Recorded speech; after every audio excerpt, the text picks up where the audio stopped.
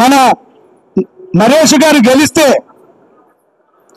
మన గవర్నమెంట్ లో బ్రహ్మాండంగా ఊరిని డెవలప్ చేసుకుందాం, అరకొర మిగిలిన పనులు కూడా కంప్లీట్ చేసుకుందాం.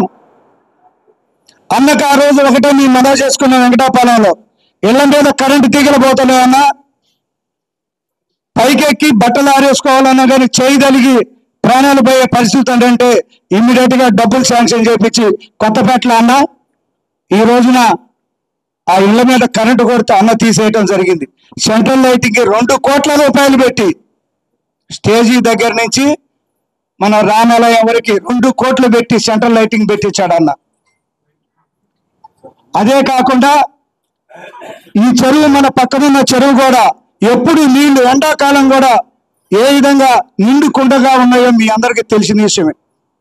స్కూళ్ళల్లో అదనపు గదులు పెట్టేయటమే కాకుండా ఈ యొక్క ఇప్పుడు ఏదైతే ఇప్పుడు ఈ మన సెంట్రల్ లైటింగ్ పెడుతున్నారో ఆనాడే డబ్బులు ఆ నిధులు విడుదల చేయించిన ఘనత కూడా మన అజయనదే.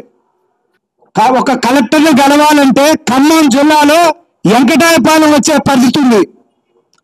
ఆ యొక్క అవకాశం తీసుకొచ్చిన మన అన్నకి మనం కుటుంబాక నరేష్ గారిని గెలిపించి ఆ రుణం తీర్చుకోవాలి. మనం అత్యధిక మెజార్టీతో అన్నని గెలిపించి, నరేష్ అన్నని గెలిపించి అన్న ఏదైతే మన గ్రామానికి చేసిందో అన్న రుణం తీర్చుకోవాలంటే అన్న నిలబెట్టిన క్యాండిడేట్ ని గెలిపించి మనం ఆ రుణం తీసుకోవాలంటున్నాను.